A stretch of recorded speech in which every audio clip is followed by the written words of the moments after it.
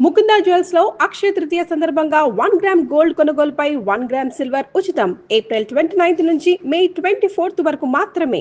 అందరికీ నమస్కారం. నా పేరు మాధురి. మీరు చూసింది సుమన్ టీవీ నెట్వర్క్. మనలో చాలా మందికి చాలా సందేహాలు వస్తూ ఉంటాయి కదండి.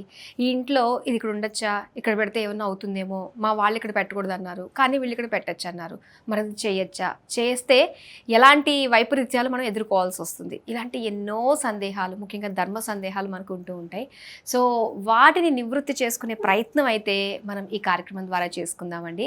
మరి వీటన్నిటి గురించి మనకి చక్కగా తెలియచేయడానికి మనతో పాటు ఉన్నారు ప్రముఖ వాస్తు జ్యోతిష్య పండితులు బ్రహ్మశ్రీ నానాజీ పట్నాయక్ గారు.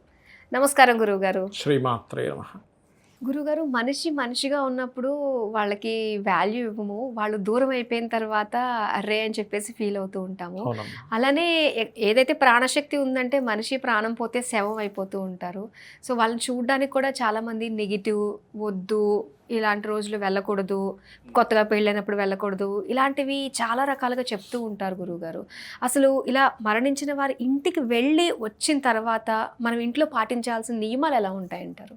తప్పకుండా అమ్మ. ఫస్ట్ ఆఫ్ ఆల్ ఏంటంటే మనకి మరణము కానివ్వండి, జననం కానివ్వండి, దానికి కొంత ఉంటుంది, ఒక 11 రోజులు అనేటువంటిది ఉంటుంది. అయితే ఈ మరణ సంబంధించినటువంటి విషయాల్లో రామాయణంలో ఒక గొప్ప విషయం ఉంది. ఏమిటంటే అది మీకు ఒక శత్రువు ఉండొచ్చు, మరణించిన తర్వాత ఆ శత్రుత్వం అక్కడితో అయిపోతుందని చెప్తుంది రామాయణం. ఏమిటంటే రావణాసురుడు మరణించిన తర్వాత విభీషణుడు అడుగుతాడు, ఎందుకంటే ఇప్పుడు రాజ్యం మొత్తం రాముడిది అది. అయితే రాముడు గొప్పతనం ఏంటంటే, మీరు రామాయణంలో 2 గమ్మత్తైన విషయాలు ఉంటాయి.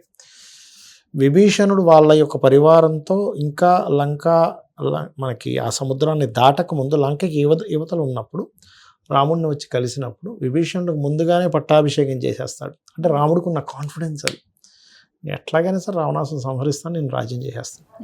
అలాగే రెండోసారి చాలాసార్లు ఉంది, బట్ ఇంకోసారి ఏంటంటే లవణాసురుడు అని ఒక రాక్షసుడు ఉంటాడు.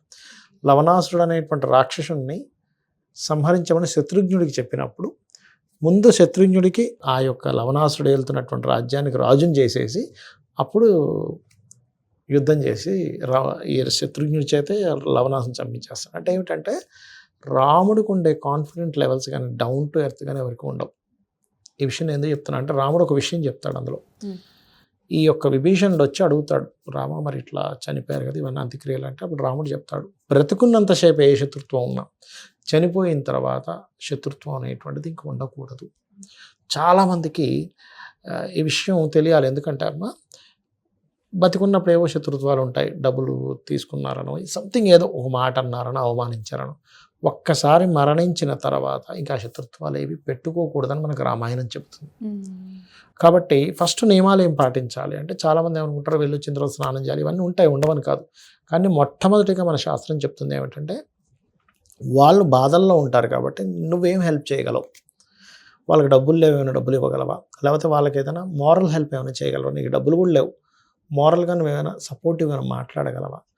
ఇంకా శాస్త్రం ఏం చెప్తుందంటే, వాళ్ళని ఇంట్లో వండుకోకుండా మనమే చుట్టూ ఉండేటువంటి చుట్టాలు వాళ్ళకి మాట్లాడుకొని మనం టిఫిన్ పంపిద్దాము పొద్దున్నే, లేకపోతే మనం ఫుడ్ పంపిద్దాము అని చెప్పి వాళ్ళకి చేయగలగాలి. అది చాలా చాలా గొప్ప అంశంగా చెప్పింది శాస్త్రంలో. ఎందుకంటే ఒక మనిషి మరణించిన తర్వాత 2 గడియల సమయంలో ఆ యొక్క యమబట్టలు తీసుకొని వెళ్ళి మళ్ళీ వెంటనే తీసుకొచ్చి ఆ ఇంట్లో వదిలేస్తారు. మీకు ఆ నలుగురు సినిమా చూసారా? ఆ నలుగురిలో ఆ రాజేంద్ర ప్రసాద్ పాప అందరితో మాట్లాడదామని చూస్తారు. ఆ యొక్క ఘట్టం చాలా స్పష్టంగా ఆ యొక్క గరుడ పురాణంలో ఉంది, మీరు చదవచ్చు కావాలంటే. ప్రతి మనిషి చనిపోగానే ఇంత సైజు అవుతాడు అమ్మ ఆత్మ, ఇంత సైజు, ఒక వెలుగులాగా ఇంత సైజు ఉంటుంది. అది ఇంట్లో ప్రతి ఒక్కరితో మాట్లాడదామని ప్రయత్నం చేస్తూ ఉంటుంది. వాళ్ళ కొడుకు, కూతురు, తల్లి, అంటే ఎవరుంటే వాళ్ళు, తమ్ముడితో, బావమరితో, అరే నేను మాట్లాడరా అంటే వాళ్ళకేం వినబడదు. ఇప్పుడు మనం చుట్టూ మనం నలుగురే ఉన్నాం అనుకున్నాం, ఇక్కడ కెమెరామ్యాన్, అబ్బాయి, కానీ ఇక్కడ ఇంకో ఆత్మ తిరుగుతుంది, మనకు తెలియదుగా. అలాగే ఆ ఇంట్లో తిరుగుతూ మాట్లాడదామని ప్రయత్నం చేస్తూ ఉంటుంది. అది 11 రోజులు అక్కడే ఉంటుంది.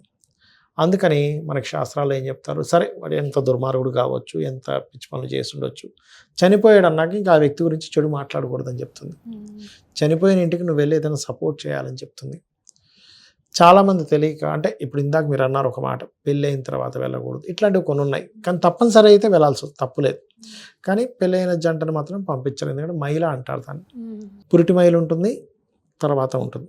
ఆ మైల సమయంలో ఆ 11 రోజులు టెంపుల్ కూడా వెళ్ళరు. 11 రోజుల తర్వాత వెళ్తారు మళ్ళీ. చాలామంది తెలియక 11 రోజుల తర్వాత కూడా వెళ్ళరు టెంపుల్గా, తప్పు. మళ్ళీ 11 రోజులు ఇంట్లో పెట్టేటువంటి దీపం పెడుతూ దాని తర్వాత దేవుడికి దీపం పెట్టాలి. చాలామంది తెలియక సంవత్సరం పొడుగునా పెట్టరు, అది చాలా పెద్ద మిస్టేక్ అది. అందుకే 11 రోజులు టెంపుల్లోకి వెళ్ళి నిద్రపోమంటారు, ఎందుకు ఆ రోజు నుంచి టెంపుల్కి వెళ్ళొచ్చని అర్థం. అయితే మన వాళ్ళు ఎంత హైజెనిక్గా ఎంత ఆలోచించారో, ఎంత సైంటిఫిక్గా ఆలోచించారో అనిపిస్తుంటుంది. ఆ ఇంటికి వెళ్ళినటువంటి వ్యక్తి ఖచ్చితంగా ఇంటికి వచ్చి స్నానం చేస్తాడు. ఎందుకు అంటే మన వాళ్ళు అప్పుడే కొన్ని లక్షల సంవత్సరాల క్రితమే ఈ యొక్క సిస్టమ్ అనేటువంటిది ఉందంటే, ఒక మనిషి చనిపోయిన తర్వాత అక్కడ ఉండేటువంటి బ్యాక్టీరియా ఎలా ఫామ్ అవుతుంది, అది ఏ రకంగా మనకు వస్తుంది అనేటువంటి దాంతో వెరీ క్లియర్గా. అది కేవలం బాహ్యంగానే కాకుండా 11 days దానికంటూ ఒక అంటు, అంటే ఇన్ని రోజులు టైం పడుతుంది అది తొలగిపోవడానికి అనేటువంటి ఒక సిస్టమ్ ఉంది ఆ రకంగా.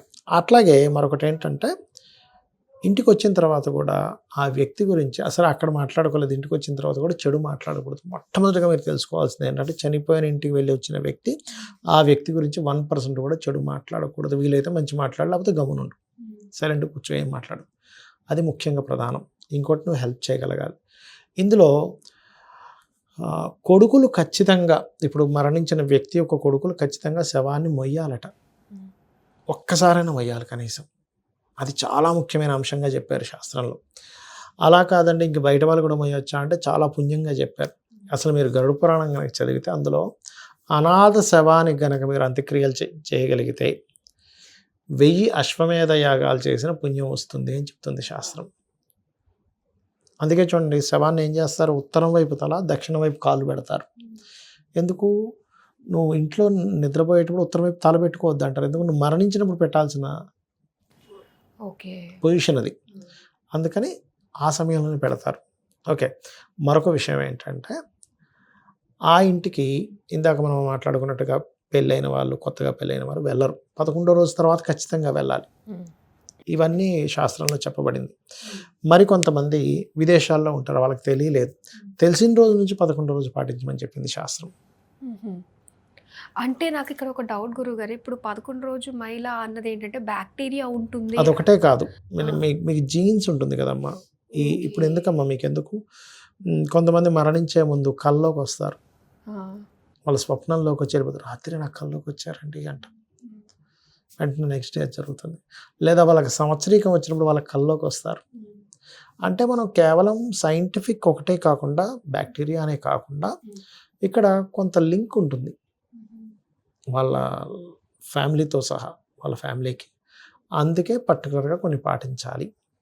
ఓకే, ఆ రకంగా ఏంటంటే ముఖ్యంగా మీరు చెడు మాట్లాడకపోవడము, ఆ ఇంట్లో వీలైనంత మటుకు సహాయం చేయడం, ఇంటికి వచ్చిన తర్వాత తలస్నానం చేయడము, ఆ బట్టలు వదిలేస్తారు, అంటే వదిలేనప్పుడు బయటపడేయడం కాదు, ఇప్పేసి మార్చేసుకుంటారు బట్టలు. చాలామంది తెలియక అదే బట్టలు ఇప్పేసి మళ్ళీ స్నానం చేసి అదే బట్టలు వేసుకుంటారు. అలా వేసుకోకూడదు. ఇలాంటివి ముఖ్యంగా పాటించాలి. ఇంకోటి ఏంటంటే, మొదటి రోజు వెళ్ళిన వాళ్ళు ఖచ్చితంగా 11వ రోజు అటెండ్ అవ్వాలి మళ్ళీ. చాలామంది తెలియక ఫస్ట్ డే వెళ్ళొచ్చేసాం కదా అనుకుంటారు. కాదు, ఖచ్చితంగా ఫస్ట్ డే వెళ్ళామంటే 11th డే వెళ్ళాలి.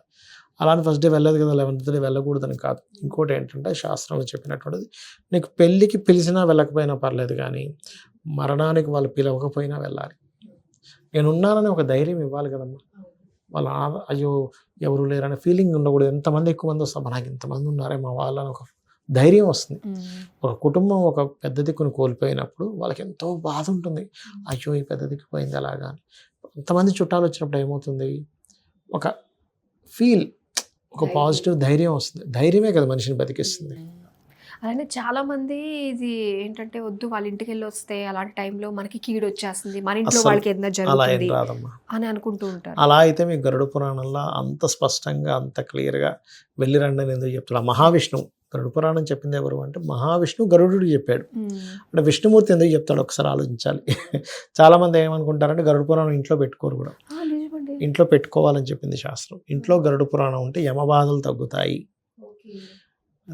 అలానే భగవద్గీత కూడా చచ్చిపోయినప్పుడు మాత్రమే చదవాలి అని చెప్పేసి ఇంకా నమ్ముతున్నారండి చాలా మంది. అలా అసలు చిన్నపిల్లలకి ఫస్ట్ భగవద్గీత నేర్పించాలి. మోటివేషనల్గా బాగా పనిచేస్తుంది. అసలు నువ్వు దేనికి బాధపడుతున్నావు, దేనికి బాధపడకూడదు, అసలు నువ్వు దేని గురించి నువ్వు అనవసరంగా కంగారు పడుతున్నావు, అసలు జీవితం అంటే ఏమిటి, నువ్వు ఆత్మస్వరూపుడివి, కనబడుతున్న శరీరం కేవలం తాత్కాలికం అనేటువంటి నిజంలో మనిషి బ్రతుకుతాడు. అది చిన్నప్పటి నుంచి వాళ్ళకి వస్తుంది. తెలియపరచాలి. ఓకే గురుగారు, నిజంగా చాలా మందిలో ఉండే అపోహలన్నీ కూడా ఈరోజు ఈ వీడియో ద్వారా పటాపంచలు అయిన ఫీలింగ్ అయితే కలుగుతుంది. చాలా మంచి అందరికీ తెలియజేసినందుకు ధన్యవాదాలు. శ్రీమాత్రే నమః.